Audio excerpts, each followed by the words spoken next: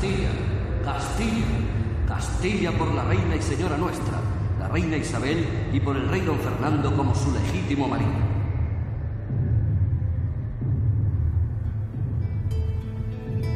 Casi 30 años han pasado desde entonces, pero es tan vivo el recuerdo que parece hubiera sucedido el día anterior.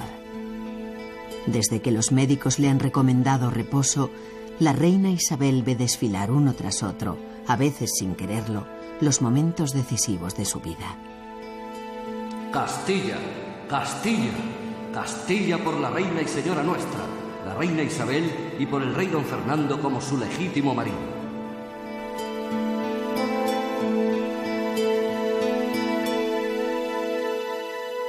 Obra del pintor Rosales, este cuadro, Doña Isabel la Católica, dictando su testamento, se ha convertido en uno de los máximos exponentes de la pintura histórica del siglo XIX.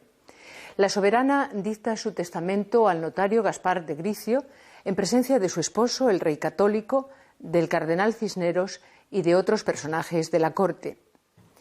La escena, inmortalizada por el artista, sucedió en el otoño de 1504. Era el final de un importante y decisivo reinado y el comienzo de una nueva etapa en la vida de los reinos hispánicos que después de Isabel y Fernando caminarían juntos bajo el reinado de su nieto. Carlos convertiría en realidad los proyectos de futuro ideados y soñados por sus abuelos, especialmente por su abuela, la reina Isabel la Católica.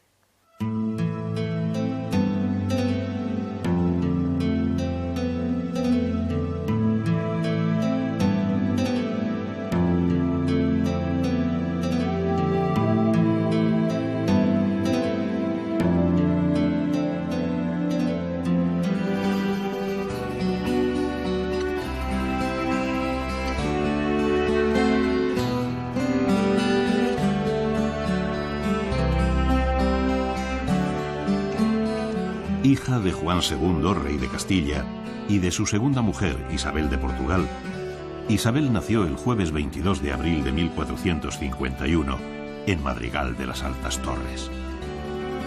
Aquel año se había celebrado la Pascua de Resurrección el 25 de abril, lo que permite afirmar que Isabel llegó al mundo un día de Jueves Santo. Coincidencia que para algunos influirá en la profunda religiosidad de doña Isabel, que desde muy pequeña mostró una sorprendente profundidad en sus convicciones cristianas, posiblemente favorecida por el ambiente austero y piadoso en el que discurrieron sus primeros años. Nadie podía imaginar el papel que aquella niña habría de desempeñar en la vida de Castilla y en la consolidación y difusión de la religión católica.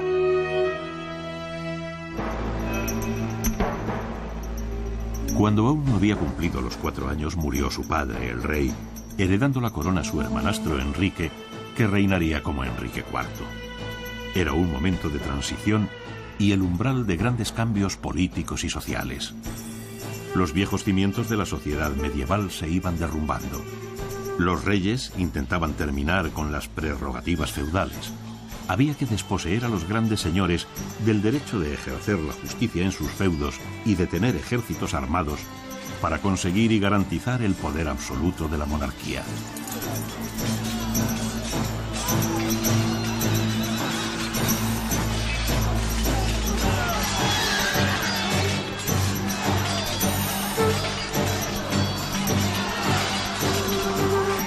Enrique IV trató de controlar la oligarquía nobiliaria, buscando el apoyo de las ciudades, de los conversos y de la nobleza media urbana. Se rodeó de hombres fieles a los que distinguió en detrimento de los nobles tradicionales que reaccionaron violentamente en contra de la institución monárquica.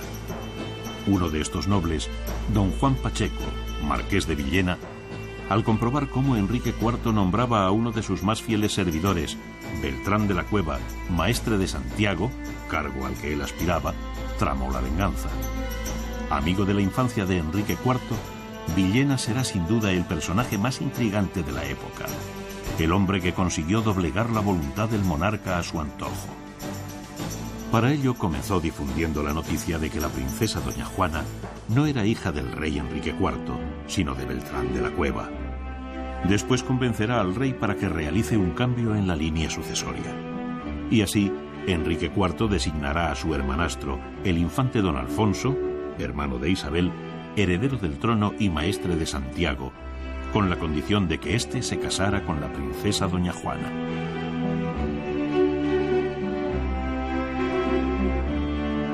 Con esta decisión, Enrique IV quería evitar un enfrentamiento con la nobleza. Pero no había transcurrido un año cuando se produce un acto vergonzoso que pasaría a la historia como la farsa de Ávila.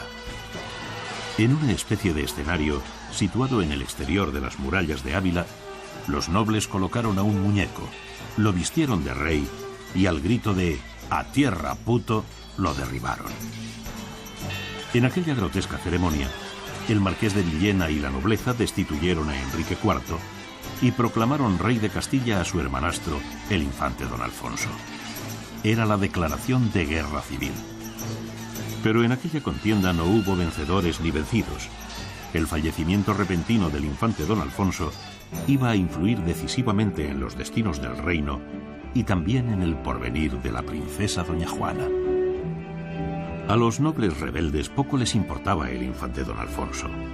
Lo único que les interesaba era quitarle el poder a Enrique IV. Inmediatamente buscaron sustituto para el infante fallecido, alguien que pudiese tener derecho a la corona. Y fue entonces cuando pensaron en la infanta Isabel. Pero a diferencia de su hermano, doña Isabel no aceptará la propuesta de los nobles que pretenden proclamarla reina. No. Ella sabía que no era aconsejable seguir el juego al marqués de Villena. Doña Isabel cree que hizo lo correcto. ¿Cómo iba a fiarse de unos personajes que solo perseguían y defendían sus propios intereses?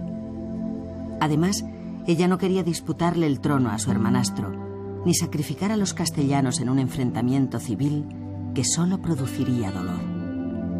Pero Isabel sí exigió a su hermanastro, el rey, que la declarara princesa de Asturias.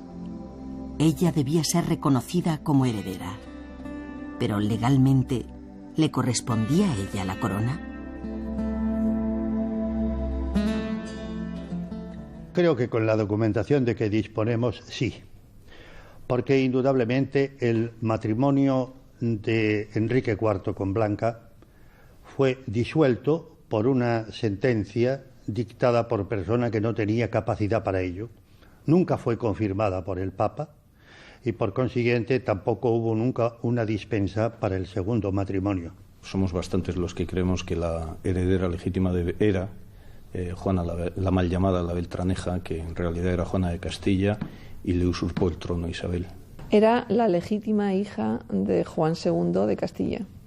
Y en ese sentido es una mujer, una persona con legitimidad dinástica directa por vía masculina, que es lo que prevalece. Más yo creo que no se puede decir con datos realmente objetivos y contrastables. Pues yo me temo que no tenía ninguna legalidad, ninguna legitimidad para llegar al trono. Lo que pasa es que ella se la construyó, la legalidad, para hacerse con la herencia de su hermano Enrique a costa de su sobrina Juana. Lo que se arguye es toda la serie de desmanes, de injusticias, de desafueros que habían sucedido en el reinado de Enrique IV, que hay que valorar si eran ciertos o si son totalmente construidos para legitimar que Isabel se haga con el poder que no le correspondía.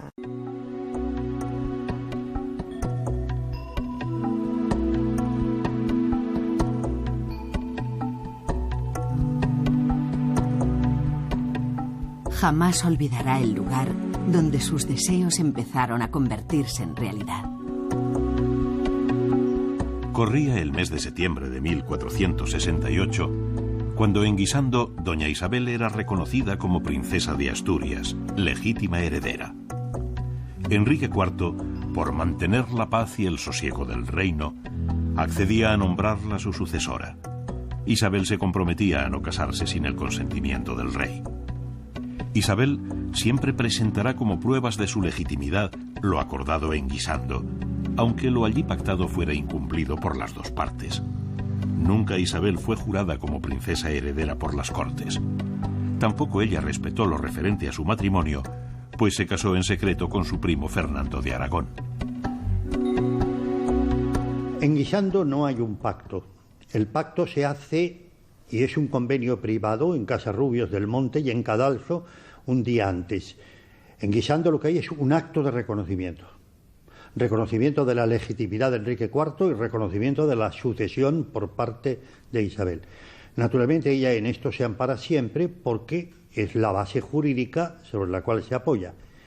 Pero en el convenio previo que firmaron, Isabel lo que introduce o logran sus consejeros que se introduzcan es esa noticia de que Enrique ni está ni pudo estar casado legítimamente con doña Juana, que este es el tema fundamental. Independientemente de su legitimidad para acceder al trono, Isabel procuró buscar apoyos, siempre necesarios en caso de confrontaciones. Eligió como marido al mejor de los candidatos. Fernando de Aragón le aseguraba la decidida ayuda de este reino, y convirtiéndole en su marido, doña Isabel eliminaba un posible rival, pues Fernando, que era el pariente más cercano a Enrique IV, podía esgrimir su parentesco con el rey para exigir la herencia al trono de Castilla. Tal vez por ello, Isabel deseaba celebrar cuanto antes el matrimonio y no se percató de que la bula utilizada en la celebración de los esponsales era falsa. La auténtica está fechada en 1471, es decir, 2 años más tarde. En ella, el Papa Sixto IV perdona a Isabel y Fernando el haber vivido en pecado y les libera de la pena de excomunión en la que habían incurrido. Sorprende que este dato haya sido casi olvidado por la historia. Pues porque es muy fuerte que el matrimonio de los Reyes Católicos sea un matrimonio no legal y no jurídicamente reconocido o no canónicamente reconocido por la Iglesia, puesto que eran parientes en un grado que no se permitía ese matrimonio. Pero como a Isabel la interesaba casarse con su primo Fernando, puesto que era el pariente varón más próximo de Enrique IV y que podía competir con ella por la herencia, la forma de tenerle controlado y que no haya ningún problema es casarse con él. A Fernando también le interesaba el casamiento. Viajó de incógnito desde Aragón a Valladolid, donde le esperaba Isabel. Corría el mes de octubre de 1469, cuando Isabel y Fernando se casaron en esta ciudad castellana. Los esponsales se celebraron casi en secreto en la casa de Juan Vivero. La ceremonia fue presidida por el arzobispo de Toledo, don Alonso Carrillo.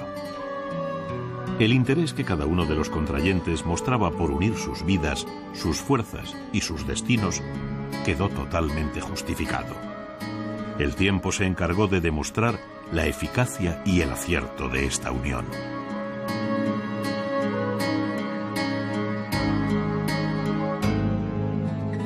A doña Isabel le inquieta pensar que Fernando quiera volver a casarse cuando ella se muera. Ay, si don Juan viviera. Aún siente dolor físico al recordar a su hijo, el príncipe Juan, muerto en plena juventud. Pero Dios así lo había querido. Qué distinto sería todo si Juan estuviera a su lado para hacerse cargo del gobierno. Fue el primero de sus hijos en morir. Después sería su primogénita, Isabel, la que fallecería al dar a luz a un niño, que muy pronto los abandonó para reunirse con su madre en el más allá. A la reina católica le preocupa el futuro de sus reinos. No hace más que darle vueltas a aquel extremo del texto leído en las Cortes de Aragón, cuando su hija Juana y el esposo de esta, Felipe, fueron reconocidos como herederos. En la declaración se decía que a la muerte del rey Fernando, ellos heredarían la corona aragonesa, pero a diferencia de Castilla, añadían que si Fernando engendrara un legítimo hijo varón, este sería el heredero. No, eso no sucederá jamás. La unidad peninsular es necesaria. Ella y Fernando han trabajado tanto por conseguirla. La reina recuerda su primer triunfo como soberana al vencer a los partidarios de su sobrina, doña Juana. Doña Isabel quiso que la ciudad de Toledo fuera el escenario para levantar San Juan de los Reyes, que quedaría en la historia como el testimonio de aquella victoria.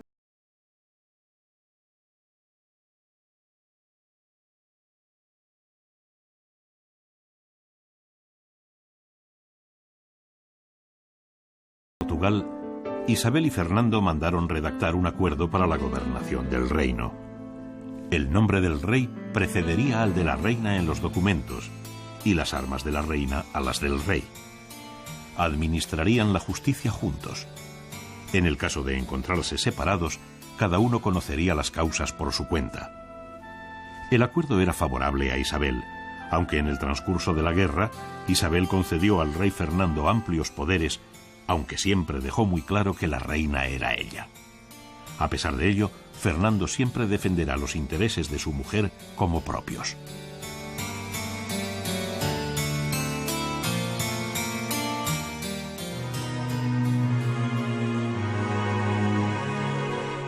Doña Isabel recuerda el temor que sintió cuando Fernando le entregó su testamento al marchar a la guerra con Portugal, y cómo aquel temor se transformó en rabia para terminar convirtiéndose en complicidad.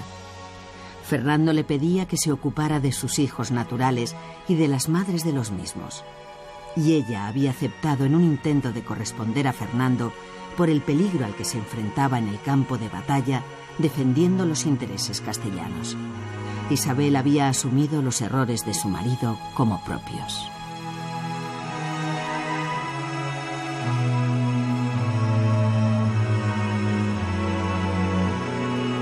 Isabel y Fernando eran dos personas inteligentes con intereses y proyectos en común que se apoyaron de forma incondicional. La lealtad era para Isabel una de las virtudes políticas más importantes. Lo demostrará al seguir contando con los nobles que habían sido leales a su hermanastro Enrique IV y rechazando a los intrigantes. Tanto ella como Fernando no tenían necesidad de ningún privado. El privado del rey era la reina y el privado de la reina, el rey. En la historia ha quedado constancia de que Fernando interviene directamente en el gobierno de Castilla. Pero ¿hizo lo mismo Isabel en el de Aragón? El rey católico pasará a la historia como Fernando V de Castilla y II de Aragón. La reina católica será Isabel I de Castilla y de Aragón. El sentido verdadero del reinado de Isabel hay que tener en cuenta fundamentalmente que ella es mujer. Antes que nada, antes que cualquier otra condición, ella es mujer. Las mujeres pueden reinar en Castilla, no así en Aragón. Y esto evidentemente marca mucho el reinado y los comportamientos regnícolas de Fernando y de Isabel. En definitiva, Fernando es rey de Castilla, Isabel no pinta ni monta tanto en Aragón, cosa que a ellos no les extraña porque, como es bien sabido, a finales del siglo XV, la mujer debe ser entendida como un ser inferior al varón.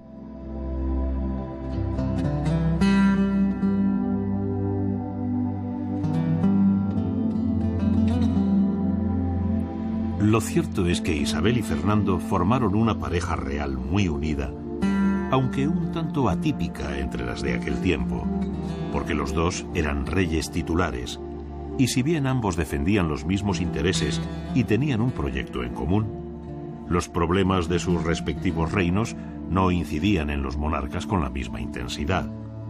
Los de Castilla le dolían más a ella, y los de Aragón a él, como se pondrá de manifiesto en algunos momentos de sus vidas. A lo largo de los 10 años que duró la Guerra de Granada, la reina doña Isabel siempre mostró su prioridad para llevar a efecto la conquista ante los también graves problemas de la corona de Aragón en el Rosellón.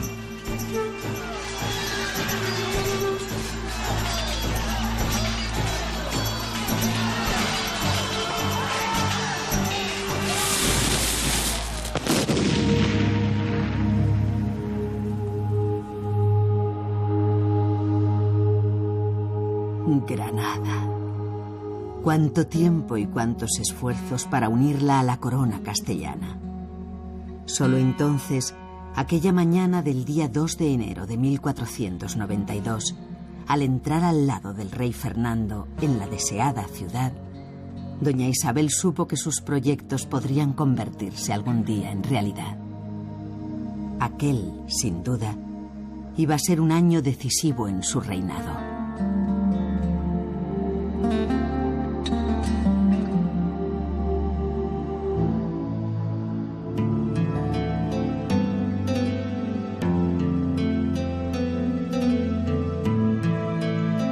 Después de 10 años de contienda, los reyes católicos recibían las llaves de la ciudad de manos de Boabdil, el último rey moro de Granada. La cristiandad entera celebró la conquista, que sin duda constituía uno de los mayores triunfos de la fe católica.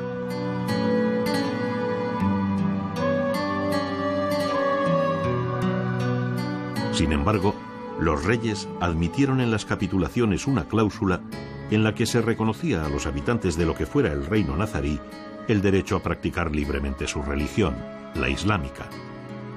Pero después, en la práctica, no siempre se respetaron los deseos de la población conquistada, incumpliendo parte de lo acordado.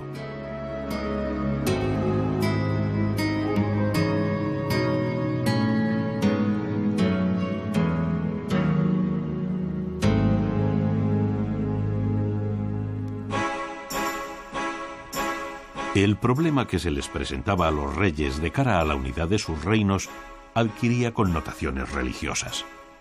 En aquel tiempo, solo quienes profesaban la misma fe podían ser considerados como súbditos de pleno derecho. Así pues, el islamismo y el judaísmo se convertían en peligros para la estabilidad monárquica.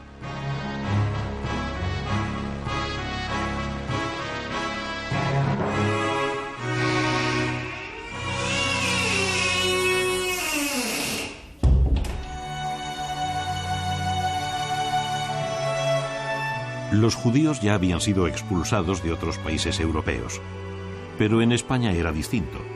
Los reyes contaban entre sus mejores asesores y colaboradores con miembros de esta comunidad. Pese a ello, a los 3 meses de la conquista de Granada, los reyes católicos expulsan a los judíos de España.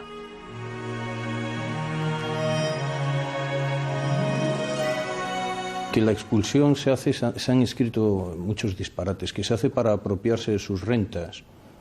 Bueno, conviene tener presente que en marzo de 1492 no se expulsa a los judíos. A los judíos se les ofrece la posibilidad de bautizarse. Y curiosamente, la mayor parte de los judíos financieros ricos parece ser que se bautizan y se quedan. Y de hecho, a partir de 1492, la sociedad española se parte en 2 bloques en una situación que perdurará hasta finales del siglo XVII, la de los cristianos nuevos o descendientes de cristianos nuevos y la de los cristianos viejos. Sancho Panza, por poner un caso que nos puede servir de referente. Los unos van a seguir con sus actividades una vez bautizados en 1492 sin mayor problema o disimulando sus orígenes. Por lo tanto, pensar que se expulsa a los judíos para apropiarse de sus rentas no tiene ningún fundamento, porque con sus rentas se sigue jugando más adelante. En realidad, no hay por qué ocultar la verdad de las cosas ni tergiversarla. La obsesión de Isabel la Católica era conseguir una unidad religiosa y para ello acabar con toda disidencia religiosa. Que conviene tener presente que en el siglo XV la práctica de la fe diferente de la del rey, era un privilegio que podía conceder el rey, no un derecho que tuviera el vasallo. Los judíos no podían tener condición de súbditos porque ésta estaba vinculada al bautismo. Entonces, si un judío se bautiza, automáticamente se convierte en un súbdito más. Pero mientras siga profesando su religión, no. Esta es la situación que se plantea y que se estaba planteando en toda Europa.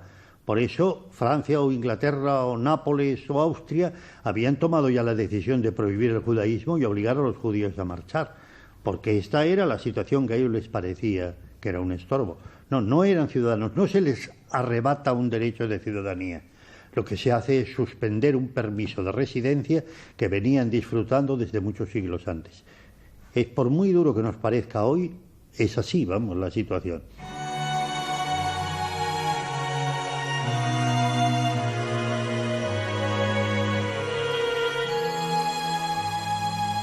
Mucho se ha criticado la decisión de los reyes católicos de expulsar a los judíos de una tierra que consideraban suya. En España, Sefarad, estaban enterrados sus antepasados. Aquí soñaban su futuro.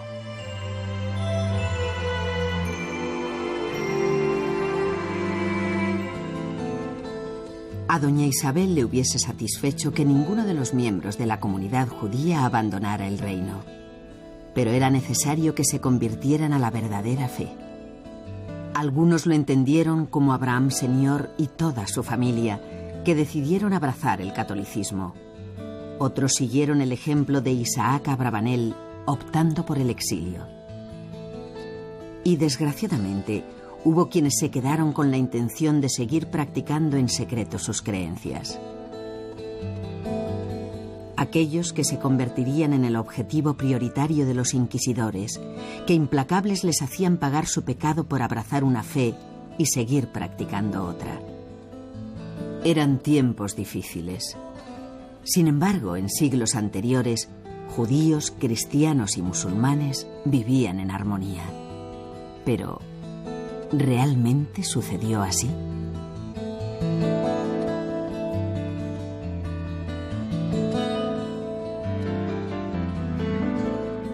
Yo creo que se ha exagerado un poco. Es verdad que hubo una convivencia de tres culturas y durante bastantes siglos pues predominó la paz en las relaciones entre unos y otros, aunque cada uno vivía a su aire. No había una multiculturalidad como hoy día, en el sentido de que a los cristianos les enseñaban la religión cristiana, a los judíos el judaísmo y a los musulmanes la musulmana. Y cada uno tenía su iglesia, su sinagoga, su mezquita, su concejo, su aljama, sus instituciones propias, su justicia distinta, e incluso estaba prohibido la comunicación y los matrimonios entre cristianos y judíos. O sea que, pero sí que hubo durante varios siglos una vida pacífica en las relaciones entre ambos. A lo largo de toda la Edad Media, en todas las ciudades castellanas y aragonesas de la Corona de Aragón, hay tres barrios muy claros: el barrio judío, el barrio cristiano y la mudejaría, y son tres barrios absolutamente diferenciados, con cercas que los separan unos de otros, y donde la puerta de cada uno de los barrios se cerraba por la noche. Esto para mí quiere decir algo, y es que no había una perfecta convivencia.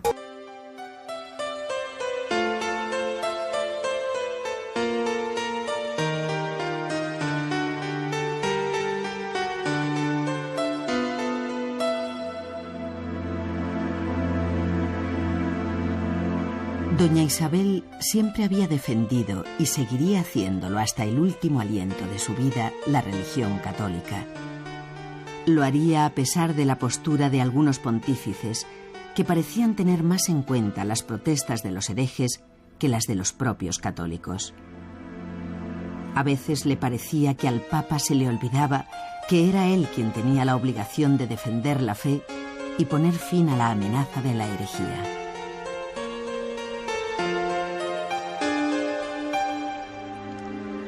Será un pontífice, el español Rodrigo Borja, Alejandro VI, quien conceda a Isabel y a Fernando el calificativo de reyes católicos. Era una forma de reconocerles públicamente su colaboración en la liberación de los estados pontificios de la ocupación francesa, su esfuerzo al conquistar el reino musulmán de Granada, su fortaleza al expulsar a los judíos de sus reinos y su ejemplo de la evangelización en América.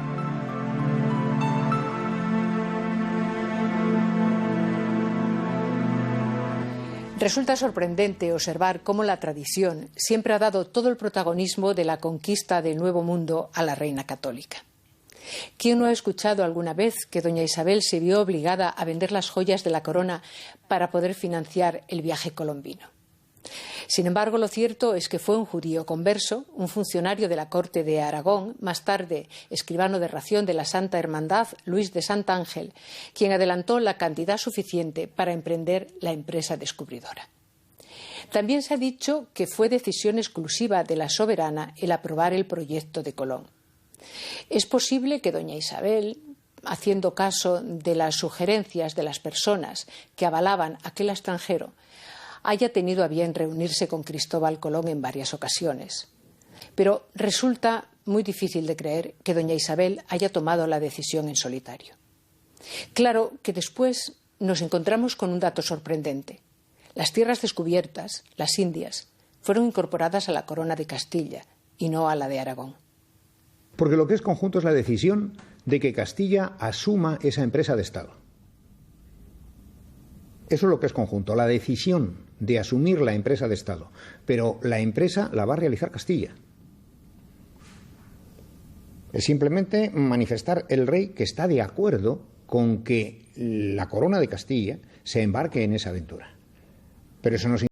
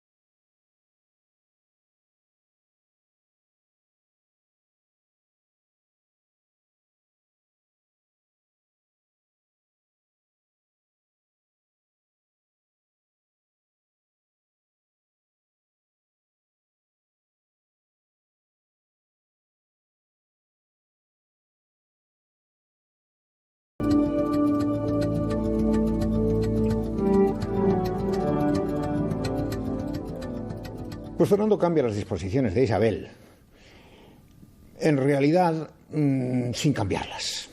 Lo que hace es interpretarlas a su favor, tratando de obtener una participación mayor de la que podría haber obtenido de haberlas respetado tal como fueron redactadas.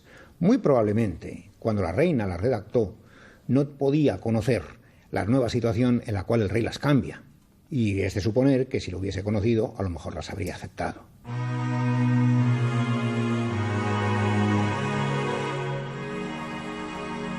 Es posible que sí. Seguro que doña Isabel aprobaría las modificaciones hechas por su esposo. Siempre fueron un matrimonio ejemplar en cuanto a la unanimidad en todas sus decisiones. La reina confiaba en Fernando y sin duda habría respaldado las medidas que éste tomó al quedarse viudo, aunque cuesta creer que estuviera de acuerdo con la decisión de su querido y admirado esposo de casarse inmediatamente para intentar tener un hijo varón que heredase la corona aragonesa. ¿Dónde quedaban sus proyectos de unidad de los reinos?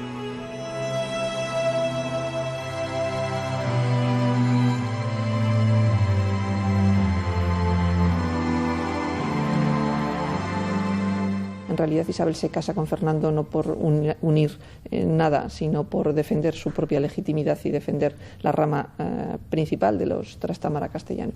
De manera que es muy difícil ponerse en esa posición.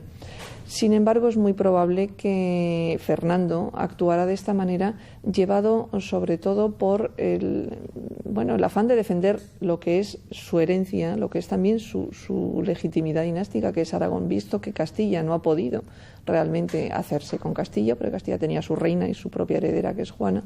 Él busca defender Aragón y bueno, también llevado probablemente por las propias exigencias aragonesas y las dificultades que una herencia femenina tiene o podría tener en Aragón. Esa dificultad de reconocer a una mujer como reina en la corona aragonesa también pudo influir en esa búsqueda de un heredero por parte de Fernando, que significaba mantener su legitimidad dinástica y su propia dinastía, la rama trastámara aragonesa, separada de la castellana.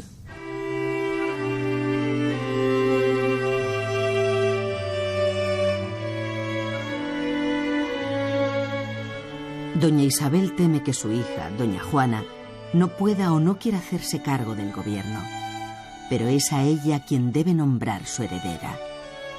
Había cambiado tanto doña Juana.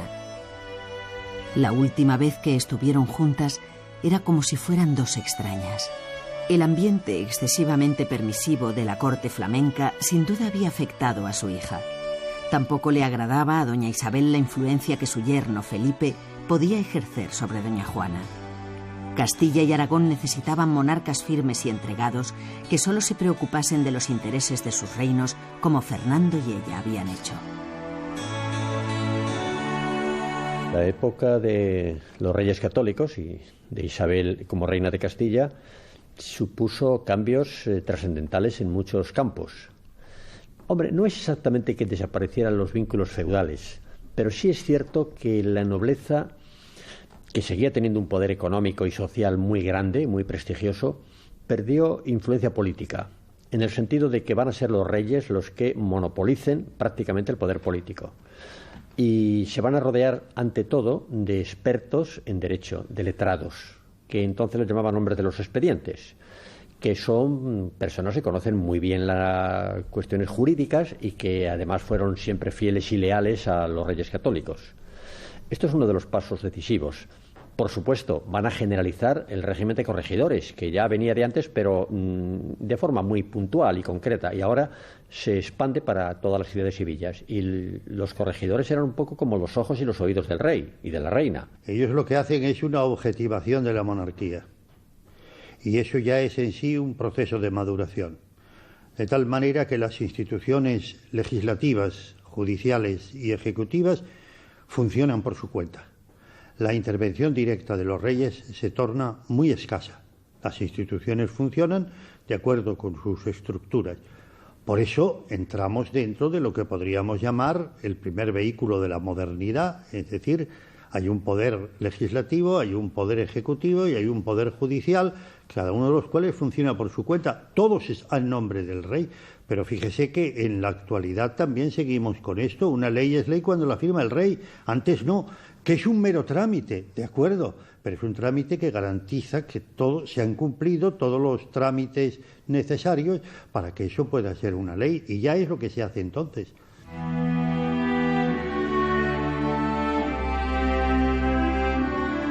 Doña Isabel no se siente defraudada al hacer balance de su vida.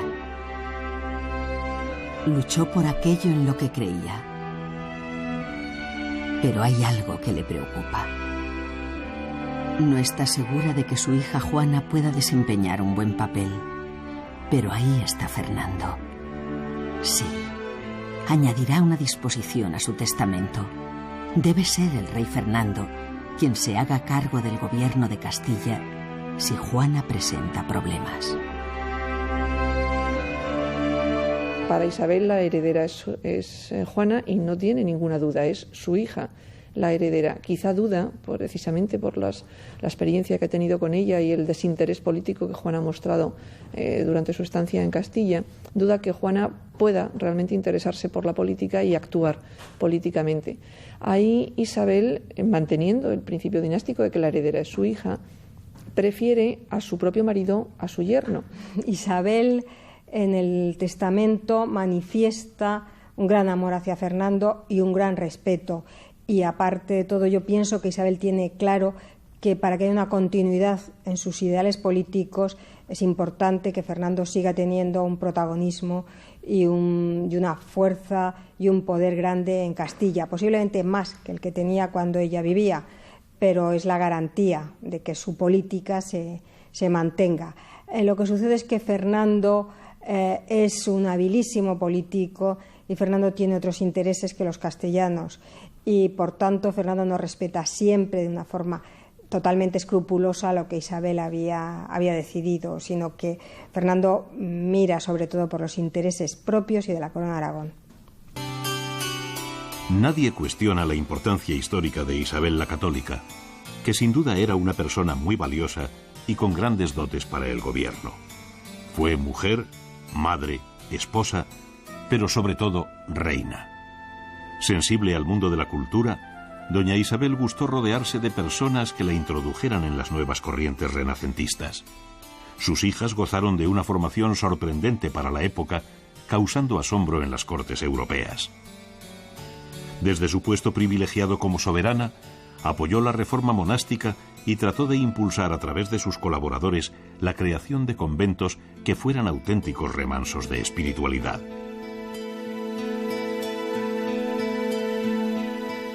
No fue ajena doña Isabel a una nueva tendencia que aparecía en Castilla. El coleccionismo era ya una realidad entre algunos miembros de la nobleza. También ella reunirá un buen número de tapices, esculturas y pinturas. En este sentido, ha quedado constancia del gusto de doña Isabel por las tablas flamencas con escenas religiosas. La fama de Isabel la Católica irá creciendo con el discurrir de la historia hasta presentarse la solicitud de apertura de su proceso de beatificación.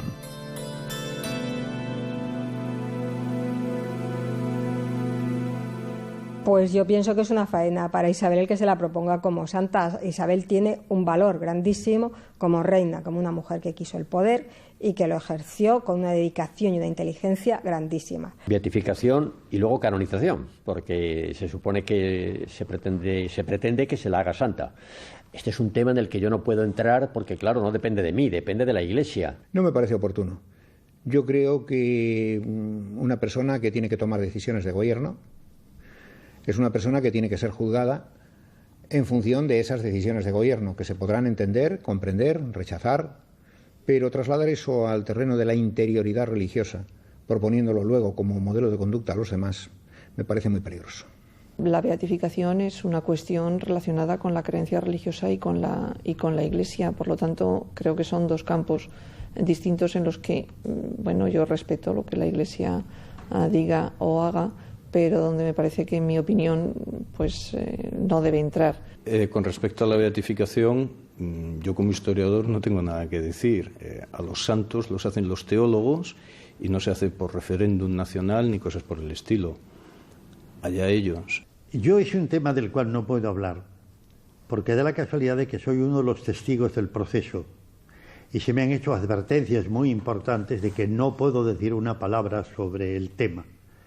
Me parece que es algo que pertenece a la Iglesia y yo confío mucho que la decisión que la Iglesia tome en un sentido o en otro sea la más correcta y la más acertada.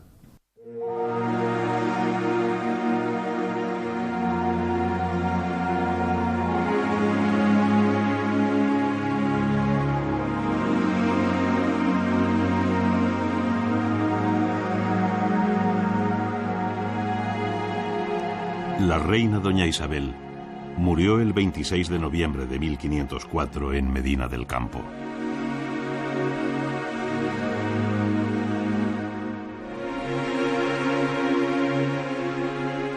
Después de las honras fúnebres, de los distintos oficios de difuntos, el cadáver de la reina fue llevado a Granada, donde ella quería descansar eternamente.